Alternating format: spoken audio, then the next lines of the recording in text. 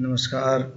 स्वागत है आपके अपने channel politics and literature together में। मैं अनुपम पाठक आज आपके सामने हाजिर हूँ राजनीति 7 दिसंबर 2018 का प्रश्न पत्र लेकर उसका विश्लेषण करूँगा मैं आपके सामने। तो पहले 25 प्रश्नों का विश्लेषण मैं आप यहाँ पर रखूँगा। मैंने सोचा कि ये थोड़ी छोटी छोटी अगर क्लिप्स बनाई जाएंगी तो लोगों के लिए देखना, थोड़ा सा उसे एनालाइज करना थोड़ा सरल होगा। ये कुछ मित्रों ने मुझे सलाह दी। तो अभी हम 25 प्रश्नों के 4 पार्ट्स आपके सामने रखेंगे। तो आज पहला पार्ट आपके सामने प्रस्तुत है, राजनीति विज्ञान नेट दिसंबर 2018 का प्रश्न पत्र आपके सामने है। तो चलते हैं हम इसके विश्लेषण की तरफ। जो आपका सामने पहला प्रश्न है, ये देखिए। एक नीचे दो सूचियां दी गई हैं। सूची फर्स्ट में कौटिल्य के अनुसार राज्य के अंग, जबकि दूसरी में मानव शरीर के अंग हैं। इन दोनों सूचियों को सुमेलित कीजिए और नीचे दिए गए कूट का प्रयोग करते हुए सही उत्तर दीजिए। तो अगर आप इन दोनों सूचियों का प्रयोग करते हैं तो आप जैसे सबसे पहले तो आपको देखना होगा कि उसने अमात्य को क्या कहा है। तो अमात्य को उसने आँखें कहा है, जो है राजा की जो है आँखें हैं, या राज्य की आँखें हैं एक प्रकार से। सुहृद को उसने कहा है कान से तुलना की है, जो उसके मित्र हैं या जो उसके नज़दीकी हैं उनकी तुलना। जो दुर्ग है उसकी तुलना जो है भुजाओं से की। जिस प्रकार भुजाएं हमको सुरक्षित हमारे शरीर को रखती हैं, उसी प्रकार राज्य को जो है दुर्ग सुरक्षित रखता है। और कोष की तुलना जो है मुख से की। तो हम इसमें कौन सा ऑप्शन हमारा सही है, देखिएगा। अमात्य की तुलना आँखों से, यानी ए के नीचे जो है सेकेंड, ए के नीचे सेकेंड आपका एक ही ऑप्शन में है बी, यानी बी इसका करेक्ट आंसर है। ठीक है, आगे बढ़ते हैं। निम्न में से कौन सी शिक्षा के बारे में प्लेटो द्वारा दिए गए सिद्धांत की विशेषताएं हैं। प्लेटो के द्वारा जो शिक्षा का सिद्धांत दिया गया था उसका रिपब्लिक को कंसर्निंग जस्टिस, और कई बार तो उसे एजुकेशन पर लिखा गया सर्वश्रेष्ठ निबंध भी कहा जाता है। ये रूसो की कमेंट है कि वो शिक्षा पर कभी भी लिखा गया सबसे सर्वश्रेष्ठ निबंध है। तो उसमें शिक्षा के बहुत बेहतरीन सिद्धांतों को दिया गया है, लेकिन इनमें से कौन कौन सा उसके बारे में सही है उस पर अभी हमको बात करनी है। ठीक है, तो ये देखना है कौन कौन सी विशेषताएं। या सामाजिक सदाचार तथा सत्य की अनुभूति का एक साधन है, तो इसमें कोई संदेह नहीं है। बचपन से लेकर 6 वर्ष तक की उम्र तक प्राथमिक शिक्षा आरंभ होती है, एकदम 6 से 11 तक वो जो है चलती है, तो ये शुरू हो जानी चाहिए। सार्वजनिक परीक्षा 20 वर्ष की उम्र में होती है, इसमें भी कोई संदेह नहीं है। 30 वर्ष की उम्र में दूसरी चयन परीक्षा होती है, ये भी एकदम सही ऑप्शन है। तो हम चलते हैं इसका, देखें कौन सा विकल्प सही है। तो ये प्रश्न नंबर 2 का जो आपका है फर्स्ट, सेकेंड, थर्ड और फोर्थ विकल्प आपका सही है। मतलब सब के सब विकल्प इसमें जो है शामिल हैं। क्योंकि जब इसने जो बात किया है, कभी आप प्लेटो को पढ़ेंगे तो उसने इस बात पर बल दिया कि जो राज्य के समस्त नागरिक हैं उनको शिक्षा का अधिकार मिलना चाहिए। लेकिन वो जो सबको प्रारंभिक शिक्षा दी जाएगी, जो प्रारंभिक शिक्षा की आयु है वो 6 से 11 साल तक है, जिसमें मतलब 10 साल तक पूरा, जो 10 साल का पूरा शिक्षा का पीरियड बनाता है वो, यानी बचपन से ही लेकर के 10 साल 11 साल तक चलेगा। और इस 10 साल में उन्हें सिर्फ शारीरिक शिक्षा दी जाएगी ताकि उन्हें भविष्य में औषधि की ज़रूरत ना पड़े। फिर इसके बाद 11 से जो आगे की शिक्षा है, 11 से आगे जब शुरू हो जाएगा तो 16 वर्ष तक उन्हें जो है संगीत की शिक्षा देने की बात करता है प्रत्येक बालक बालिकाओं को, ताकि उनके अंदर जो है मनोभावों का विकास हो सके, इमोशंस का विकास हो सके। और इसके बाद ये बात करता है कि 16 से आगे 20 वर्ष तक की आयु तक अगर आपको शिक्षा देनी है उन लोगों को, तो नैतिक शिक्षा दी जानी चाहिए। और 20 वर्ष पर एक जो है परीक्षा होगी, तो इसमें जो फेल हो जाएंगे उन लोगों को व्यापार, किसानी और इन सब कार्यक्रमों में लगा दिया जाएगा। इसके बाद फिर जो है जो पास होंगे उनकी शिक्षा जारी रहेगी और आगे उनका मानसिक, चारित्रिक और इस तरह का प्रशिक्षण दिया जाएगा उनको। 30 साल की उम्र में फिर से परीक्षा होगी, और जो लोग इसमें जो है अनुत्तीर्ण हो जाएंगे उन्हें सेवा वर्ग यानी सैनिक वर्ग में भेज दिया जाएगा। और जो लोग उत्तीर्ण हो जाएंगे उनकी शिक्षा आगे फिर से जारी रहेगी, और वो जो है 31 से 36 वर्ष तक वो दार्शनिक अध्ययन करेंगे, मतलब दर्शन शास्त्र को पढ़ेंगे। वो दर्शन शास्त्र पढ़ने के बाद फिर वो 36 से 50 साल तक अपने जो है यथार्थ जीवन में लौटेंगे और उसका अनुभव करेंगे। और फिर 50 साल में जो है 50 साल की जब आयु पूरी हो जाएगी शिक्षा की, तो जो है 50 साल की उम्र में उनकी सबसे उनका जो महापरीक्षा है वो किया जाएगा, और वो अंतिम परीक्षा है। अब उसमें जो पास हो गया वो जो है शासक बनेगा, और जो फेल हो गया वो पुनः आकर के सैनिक वर्ग से जुड़ जाएगा। ये पूरा का पूरा इसका सिद्धांत है। बड़ा बेहतरीन सिद्धांत इसने जो है उसके बारे में दिया था। इसी तरह से अगला जो तीसरा प्रश्न है, थॉमस हॉब्स ने निम्नलिखित में से किससे प्राप्त अभिधारणा के आधार पर अपने राजनीतिक दर्शन का निर्माण किया? प्राकृतिक विज्ञान। प्राकृतिक विज्ञान से उसने अपना सिद्धांत लिया था। एक थे डिकार्टे, जिनसे वो बहुत ज़्यादा प्रभावित था। डिकार्टे का उसके ऊपर बहुत प्रभाव पड़ा था, जिनका कहना था कि तथ्यों का जो है विश्लेषण करके ही राजनीतिक विज्ञान के सिद्धांतों का निर्माण करना चाहिए, और ये भौतिकी से जुड़े हुए थे, तो फलस्वरूप जो हॉब्स है उसके ऊपर भी जो है उसका बहुत ज़्यादा प्रभाव पड़ा। और गैलीलियो का भी जो है उसके ऊपर प्रभाव पड़ा। गैलीलियो की भांति हॉब्स ने पुराने विषयों में से एक नए विज्ञान को जन्म दिया है, और ये नया विज्ञान गति का था। हॉब्स इसी गति संबंधी सिद्धांत को अपने दर्शन का केंद्र बिंदु बनाता है। तो ये जो है हॉब्स की विशेषता रही, उसने प्राकृतिक विज्ञान को अपने चिंतन का केंद्र बिंदु बनाया। रूसों की सामान्य इच्छा का अर्थ क्या है? तो रूसों की जो सामान्य इच्छा है वो यथार्थ इच्छा है। असल में ये जो जनरल विल है उसको वो यथार्थ इच्छा का ही प्रतिनिधित्व कहता है। वो कहता है कि जो एक्चुअल विल होती है व्यक्ति की, वो बड़ी क्षणिक सुख की ओर भागती है। हम तो लगता है कि हमारे लिए सही है, यानी कभी हमको पढ़ना है तो हम पढ़ने से इतर सोच करके जो है फिल्म देखना पसंद करते हैं यूट्यूब पर। अब फिल्म देखेंगे, थोड़ी देर के बाद हमें रियलाइज़ होगा कि अरे ये तो हमने गड़बड़ कर दिया, अगर जो है पढ़ाई की होती तो ज़्यादा कुछ मिल जाता, यानी कि लंबे समय तक हमारे लिए और समाज के लिए हितकारी होता। तो यही है जो है यथार्थ इच्छा, कि जब रियलाइजेशन जो जिस चीज़ का होता है वो यथार्थ इच्छा के उससे शब्दकोश में आता है। तो यथार्थ इच्छा जो है समाज और व्यक्तिगत दोनों के हित में होती है, और वो बहुत जो है काफ़ी दिनों तक सस्टेन करती है। तो इसलिए इसका जो है यथार्थ इच्छा सही उत्तर है। आगे बढ़ेंगे। 5, निम्नलिखित में से ये किसका दृढ़ विश्वास था कि आवधिक व्यक्ति समुदाय में सुधार आवश्यक है, क्योंकि उदारवाद एक आत्मविध्वंसक सिद्धांत है। तो ये जो बाकी जितने लोग आपको दिखाई दे रहे हैं ये सब के सब घनिष्ठ उदारवादी थे। जॉन राल्स को भी उदारवाद में पर्याप्त जो है विश्वास है। आर नॉजिक ये तो है ही है जो है उदारवाद के। लेकिन ये जो माइकल वाल्जर है, एम वाल्जर डी, ये ऑप्शन सही है। माइकल वाल्जर ने ही ये कहा है कि उदारवाद एक आत्मविध्वंसक सिद्धांत है, और उसके कहने के जो मतलब था वो ये था कि जो समुदायवाद है उससे हम लगातार दूर चले जा रहे हैं। मतलब इतना व्यक्तिवाद हावी होता चला जा रहा है कि एक दिन हम समाज को ही समाप्त कर देंगे। चूंकि हम समाज में ही है तो हम स्वयं को ही समाप्त करने की प्रक्रिया में है। ये जो है माइकल वाल्जर ने कहा था। इसलिए उसने जो है उदारवाद को आत्मविध्वंसक सिद्धांत के बारे में बोला कि ये जो है आत्मविध्वंसक सिद्धांत है। निम्नलिखित में से किसने इस गैर उपयोगिता कथन को स्थापित करने का प्रयास किया कि कुछ आनंद अन्य की तुलना में अधिक गुणवत्ता वाले होते हैं? तो ये जो है जे.एस. मिल है, जिसने जो है उपयोगितावाद में संशोधन किया था। इसका जो गुरु था बेंथम ने ये कहा था कि जो सुख होता है उसमें किसी प्रकार की गुणवत्ता नहीं पाई जाती है। सुख या आनंद में जो है हमेशा मात्रा पाई जाती है। तो मात्रा के आधार पर ही उसका मापन किया जा सकता है कि कम सुख मिला कि ज़्यादा सुख मिला। लेकिन जो जे.एस. मिल है उसने कहा कि नहीं, ऐसा नहीं है कि जो सुख है उसमें सिर्फ जो है वो मात्रा पाई जाती है। असल में गुणात्मक होता है। और गुणात्मक आधार पर उसने एक बात बोली कि जो संतुष्ट मूर्ख है उसकी अपेक्षा जो असंतुष्ट सुकरात है वो ज़्यादा बेहतर है।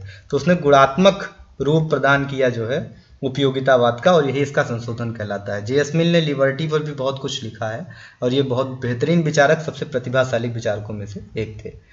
जो 7वां प्रश्न है, निम्नलिखित में से किसने आधुनिक लोकतंत्र का वर्णन बहुतंत्र के रूप में किया है? तो आप जानते हैं कि जो बहुतंत्रवादी है वो रॉबर्ट डहेल है। डेमोक्रेसी के बारे में उसने अपने बहुत सारे विचार दिए हैं। तो इसका जो है बी ऑप्शन सही है, रॉबर्ट डहेल। समकालीन राजनीतिक सिद्धांत के अंतर्गत रॉबर्ट डहेल एक चर्चित किताब उन्होंने लिखा था, जो समकालीन राजनीतिक चिंतन की एक जो है केंद्र बिंदु है। 1956 में उनकी वो किताब आई थी, जिसके अंतर्गत उन्होंने लोकतांत्रिक प्रक्रिया का प्रतिरूप विकसित किया, जिसने बहुलतंत्र की संज्ञा दी है उन्होंने। ठीक है, तो ये बहुतंत्र का सिद्धांत उन्हीं का है, रॉबर्ट डहेल बी। जो 8वां सवाल है, नीचे 2 सूचियां दी गई हैं। सूची फर्स्ट में लेखक, जबकि सूची में सेकंड सूची में उनकी महत्वपूर्ण अवधारणाएं हैं। तो इन अवधारणाओं की ओर हम चलते हैं। तो ये जो है देखिए माइकल वाल्जर, इसमें कोई डाउट नहीं है, सी माइकल वाल्जर का जो है जोड़ देंगे पहले तो मैं अभी समुदायवाद की बात कर चुका हूँ, तो न्याय का समुदायवादी दृष्टिकोण ये जो है माइकल वाल्जर ने दिया था। न्याय का जो वितरणात्मक विचार है वो जो है इन्होंने दिया है।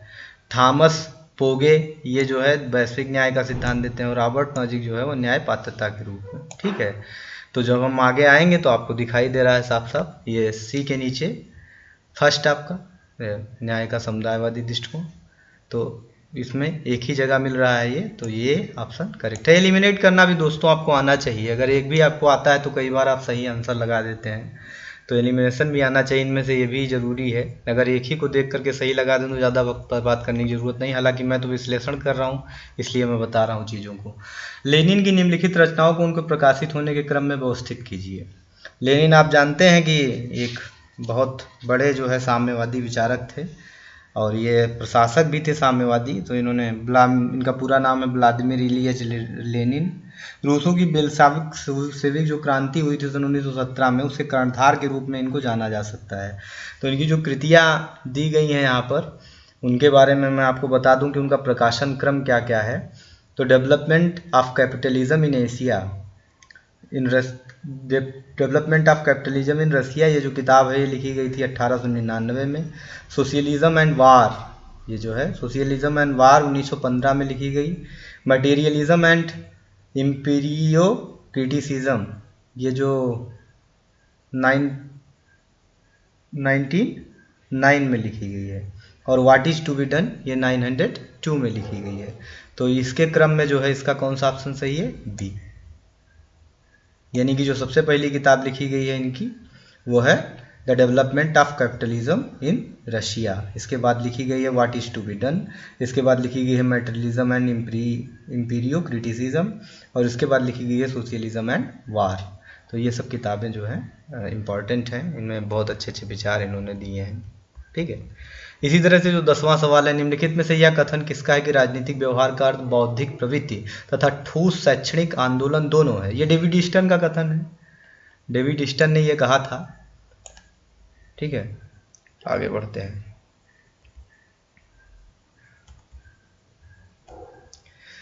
11वां, जॉन रॉल्स की वेल ऑफ इग्नोरेंस की धारणा का आशय निम्नलिखित में से क्या नहीं, मतलब वो क्या नहीं कहना चाहता अपने वेल ऑफ इग्नोरेंस। उन्होंने वेल ऑफ इग्नोरेंस की थ्योरी दी थी, जिसके अंतर्गत उन्होंने सोशल कॉन्ट्रैक्ट की थ्योरी को पुनर्जीवित किया है। ये पूछा भी जाता है कई बार कि सोशल कॉन्ट्रैक्ट की थ्योरी को पुनर्जीवित करने वाला विचारक कौन सा है, तो आप साधारण सी बात है लगाएंगे जॉन रॉल्स। तो जॉन रॉल्स ने 1971 में उनकी किताब जो है थ्योरी ऑफ जस्टिस दी थी, जिसके अंतर्गत इन सिद्धांतों का प्रतिपादन किया। और इसमें जो है वेल ऑफ इग्नोरेंस के अंतर्गत वो ये बताते हैं कि कोई समाज में अपना स्थान नहीं जानता। जी हाँ, बिल्कुल। कोई अपनी वर्ग स्थिति अथवा सामाजिक दर्जा नहीं जानता, क्योंकि पर्दे के वो इधर है तो आगे उसको क्या मिलने वाला नहीं पता उसे। कोई प्राकृतिक संपदाओं के वितरण में अपना भविष्य नहीं जानता, बिल्कुल नहीं जानता।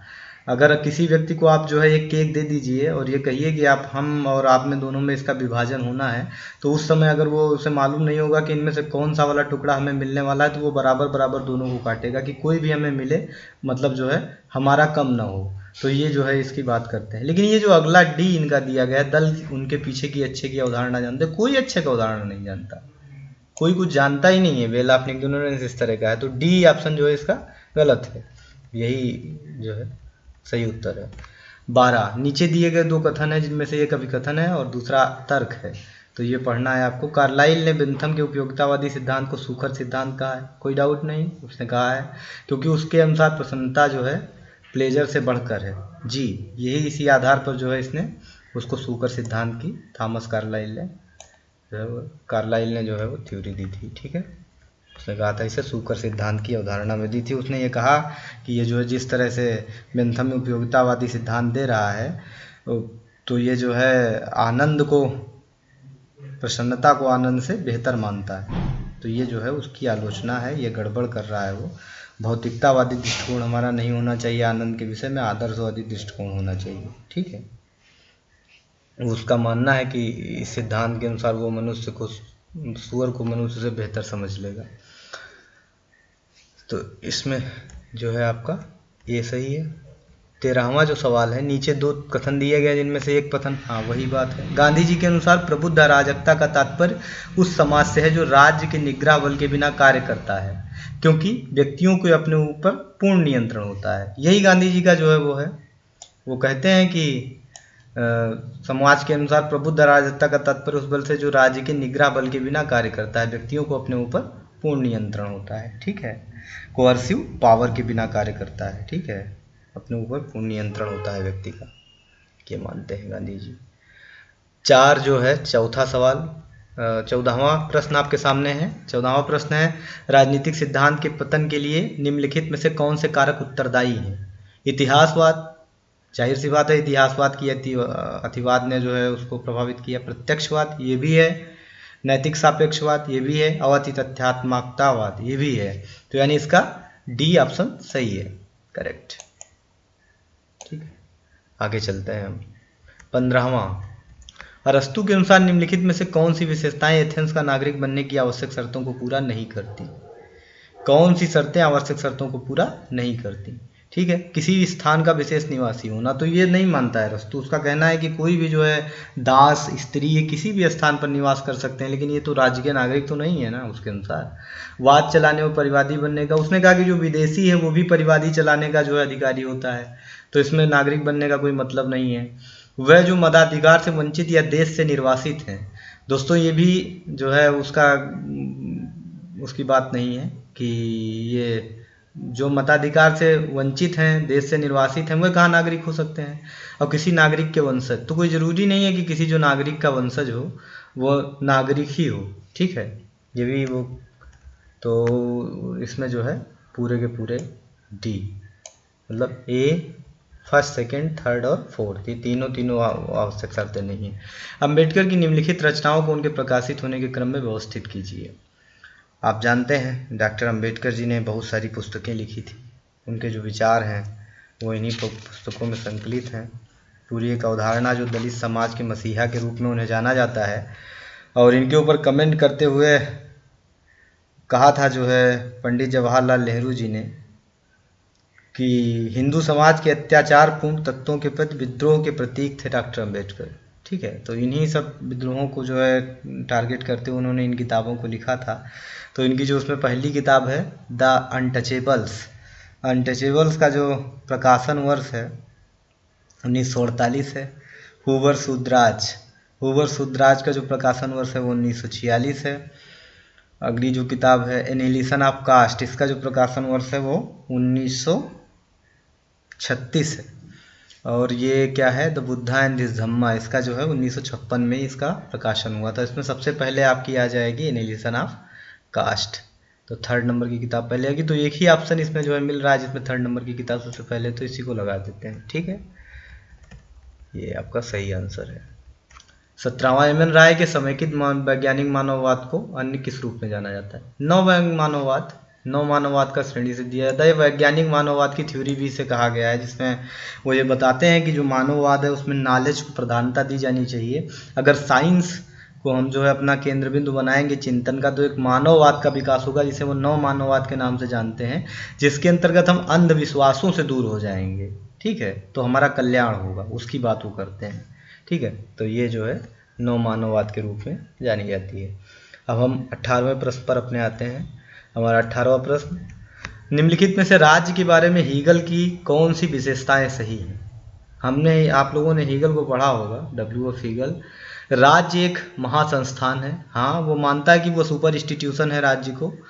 दूसरी बात, यह पृथ्वी पर ईश्वर की यात्रा है, ये भी कहता है state is the March of God on the earth, ये अपने आप में साध्य है, बिल्कुल वो राज्य को अपने आप में साध्य मानता है। और फोर्थ, यह नैतिक कानून द्वारा नियंत्रित नहीं होता है क्योंकि यह स्वयं नैतिकता का जन्मदाता है, ये भी जो है हीगल का विचार है। वो ये कहता है कि राज्य अपने आप में नैतिकता का जन्मदाता है, इसलिए उसे किसी भी नैतिक कानून से नियंत्रित नहीं किया जा सकता है। वो ये जब कभी उसकी जो है वो बौद्धिक विकास वाली थ्योरी को आप पढ़ेंगे, जो उसका जो है द्वंद्ववाद है, बौद्धिक द्वंद्ववाद, तो उसमें वो कहता है कि जिस प्रकार मनुष्य जो है सर्वश्रेष्ठ विकास है जीवों का, ठीक उसी प्रकार राज्य जो है वो सर्वश्रेष्ठ विकास संस्थाओं का, इसके बाद कुछ भी नहीं है। तो ये जो है उसका साहवी सिद्धांत है, और इसमें चारों के चारों सही हैं। ग्रामशी के संबंध में निम्नलिखित में से कौन सा कथन सही है? ग्रामशी, चलते हैं। सिविल सोसाइटी की गहन समझ के बिना राज्य को नहीं समझा जाता, जी हाँ। ग्रामशी ये मानता है कि अगर नागरिक समाज को आप नहीं समझते तो आप नहीं समझ सकते हैं राज्य को, क्योंकि उसका मानना है कि जो नागरिक समाज है वो राज्य में बहुत सारी चीज़ों को प्रभावित करता है।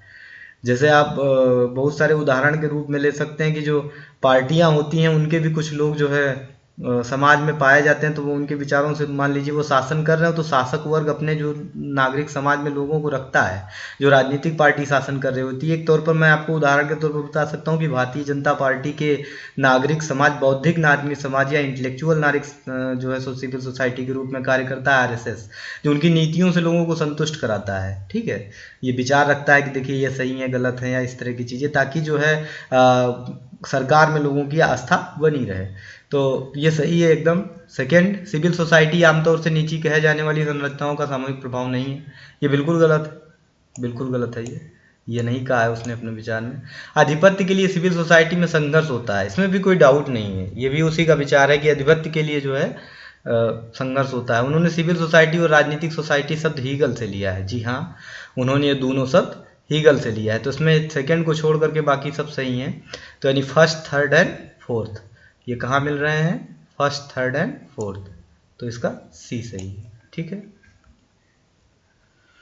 आगे, मार्क्स के द्वंद्वात्मक भौतिकवाद की निम्न में से कौन सी विशेषताएं सही है? इतिहास की संपूर्ण सामूहिक घटनाओं का निर्धारण आर्थिक स्थितियों के द्वारा होता है। ये यही मानता है। मार्क्स का ये मानना है कि असल में और भी चीज़ें जो हैं वो प्रभावित करती हैं, राजनीति, संस्कृति, ये सब प्रभाव डालती है, लेकिन सबसे ज़्यादा प्रभाव जो है वो आर्थिक स्थितियां ही डालती हैं। तो उसी की जो सामूहिक घटनाएं हैं वही जो निर्धारण आर्थिक स्थितियों के द्वारा ही जो है पूरा इतिहास का निर्धारण होता है। उत्पादन सर्वाधिक महत्वपूर्ण मानवीय कार्यकलाप है। जी हाँ, वो भौतिकतावादी था और मैं मानता था कि उत्पादन जो है वो सबसे महत्वपूर्ण मानवीय कलाप है। व्यक्ति अकेले की तुलना में संघ में रहकर अधिक उत्पादन करता है, ये भी उसका मानना था। और ये धर्म जनता की अफीम है, ये तो उसकी बहुत फेमस कोट है। ठीक है, तो ये चारों के चारों ऑप्शन सही हैं, यानी कि इसका जो विकल्प टी है वो सही है। First, second and third and fourth. 21वां सवाल, आमंड की राजनीतिक व्यवस्था की विशेषताओं के संबंध में निम्नलिखित में से कौन से कथन सही हैं? आमंड की राजनीतिक व्यवस्था की विशेषताओं के संबंध में निम्नलिखित में से कौन से कथन सही हैं? तो ये आपका जो है सभी राजनीतिक व्यवस्थाओं की राजनीतिक संरचनाएं होती हैं, कोई डाउट नहीं है। सभी राजनीतिक व्यवस्थाएं समान प्रकार्य नहीं करती, ये भी इसने कहा है। ठीक है, सभी राजनीतिक व्यवस्थाएं बहुप्रकारात्मक नहीं है, ये इसने नहीं कहा है। लेकिन फोर्थ जो इसका है कि नहीं, ये सेकंड इसका जो है वो गलत है, मुझे लग रहा है सेकंड गलत है, फर्स्ट और जो है थर्ड भी गलत है। सभी राजनीतिक व्यवस्थाएं सांस्कृतिक मायने में विकसित व्यवस्थाएं, ये इसने कहा है। तो इसका फर्स्ट और फोर्थ सही है, यानी बी ऑप्शन जो है वो करेक्ट है, क्योंकि ये नहीं मानता कि सभी व्यवस्थाएं समान प्रकार्य नहीं करती, क्योंकि जो है इसने पूरा अपना जो है वेस्टर्न जो कंट्रीज़ हैं उनके ऊपर अपना अध्ययन प्रस्तुत किया था। इसकी जो किताब है वो the politics of the developing areas 1960 में आई थी। और जो इसमें उसने जो इनपुट आउटपुट सिस्टम है डेविड ईस्टन का, उसके ऊपर अपने विचार रखे थे। उनके बहुत सारी चीज़ों को डिनाई करते हुए अपने विचार रखे। फिर उसने एक जो है जीवी पावेल के साथ मिलकर के किताब लिखी थी, कंपैरेटिव पॉलिटिक्स और डेवलपमेंट अप्रोच। तो इसके अंतर्गत भी इसने राजनीतिक प्रणाली का खूब जो है पॉलिटिकल सिस्टम का खूब विवेचना किया है अपनी तरफ से। डेविड ईस्टन ने मांगों के संदर्भ में आगतों के 4 प्रकारों की पहचान की थी, वह कौन से हैं? ठीक है, मांगों के संबंध में तो उनका जो विचार उन्होंने प्रस्तुत किया था व्यवहार विनियमन का, कि जो व्यवहार विनियमन है वो होना चाहिए कि जो है समाज में व्यवहार विनियमन का कार्य जो है सरकार को करना चाहिए। नंबर 2, उन्होंने जो है ये भी विचार दिया था कि राजनीतिक व्यवस्था में भागीदारी ये भी जो है होनी चाहिए। वस्तुओं और सेवाओं का आवंटन ये होना चाहिए। संप्रेषण और सूचना, ये सब जो है उनकी राजनीतिक व्यवस्था के अंग हैं। आगतों के 4 प्रकार हैं, अगर ये आगत आएंगी तो ही जो है ठीक। 23वां, किसने कहा संविधान के बिना सरकार अधिकार बिना शक्ति के समान है? तो ये थॉमस पेन का कथन है। 23वां सवाल का आंसर है Thomas Paine, is a correct answer.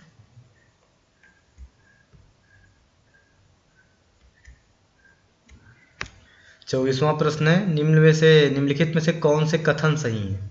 Switzerland के फेडरल काउंसिल पर महाभियोग चलाया जा सकता है, तो ये एकदम गलत है। सेकंड जो है, अमेरिकन कांग्रेस के संयुक्त सत्रों की अध्यक्षता उपराष्ट्रपति करते हैं, एकदम सही है। उपराष्ट्रपति जो है वो उसकी अध्यक्षता करते हैं।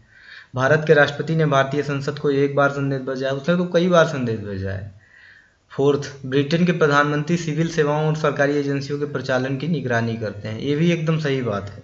ठीक है, तो इसमें आपका सही है सेकंड एंड फोर्थ। कहाँ पर है ये? बी ऑप्शन जो है वो आपका करेक्ट है। 25वां सवाल, और यहीं से हम आज बंद करेंगे, ये हमारा अंतिम प्रश्न है आज का।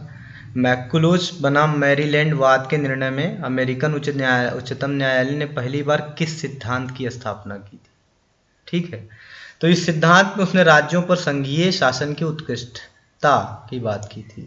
ठीक है, संघीय शासन की उत्कृष्टता की बात की थी। ये विवाद क्या था, इसके बारे में आप जो है कमेंट करके हमें बता सकते हैं। कब आया, किस जो है सन में आया, और इस पर क्या क्या निर्णय जो है अमेरिकन उच्चतम न्यायालय ने लिए थे, ये सब कमेंट करके आप हमें बता सकते हैं। नमस्कार दोस्तों, बहुत बहुत धन्यवाद। आज इतना ही, कल हम आपसे फिर मिलेंगे।